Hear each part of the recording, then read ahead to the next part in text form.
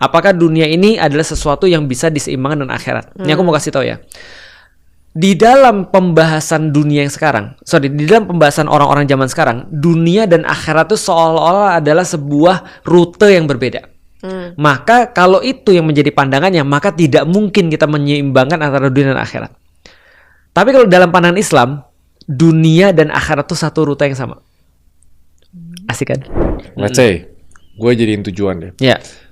Gue decide gue gak mau belajar agama lagi deh sampai gue umur 50 gitu misalnya. Betul. Karena gue mau fokus ke karir, cari duit, bangun bisnis, menjadi nomor satu di dunia loh gitu. Gue gak bisa gak fokus gitu. Baru nanti umur 50, gue pengen hidup tenang, gue pengen santai, gue pengen tobat, pengen sholat 5 waktu, pengen apa. Diterima gak? Tidak. Tapi kamu yakin umurmu sampai 50 tahun? Bagus. Jadi kata Rasul, hal yang paling aku takutkan dari umatku adalah bukan umatku ini tidak punya harta. Tapi justru sebaliknya, ketika dibuka pintu-pintu dunia pada mereka, lalu kemudian mereka berlomba-lomba untuk mengejarnya, sehingga mereka jadi hancur sebagaimana orang-orang dulu mengejarnya. Artinya dalam sejarah nggak pernah ada peradaban yang bisa bertahan ketika harta atau ketika kemewahan dunia atau hedonisme itu jadi tujuan mereka. Nggak pernah ada. Tapi menarik itu kemarin. Abigail bilang dia dari finance, dari apa, terus tiba-tiba ke apa, kok bisa gitu ya? Karena tadi mereka nggak dapat link bahwasanya agama itu komprehensif. Nah itu menarik. Dan ini nggak apa masukin tape aja nih. Oh masukin langsung aja.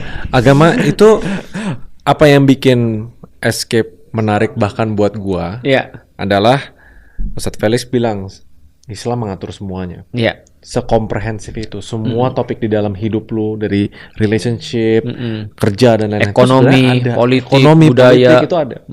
Makanya menurut gua itu salah satu aspek kenapa podcast ini menarik, karena gua yang duniawi nih, gua yang tanda kutip selama ini trying to master the worldly economy, dikasih perspektif dari yang akhirat.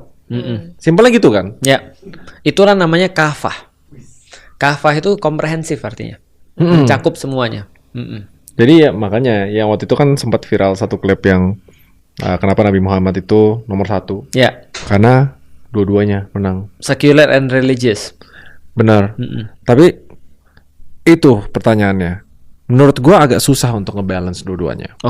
Karena gini, kalau di prinsip duniawi ya, kalau kita mau achieve sesuatu yang amazing, lo butuh obsession.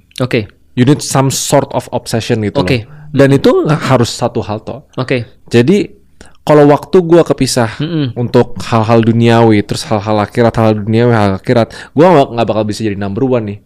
Sedangkan seberapa ekstrim dan diperbolehkan oleh agama untuk kita number one, tapi kita ya harus 100% ya fokus ke hal duniawi dulu gitu.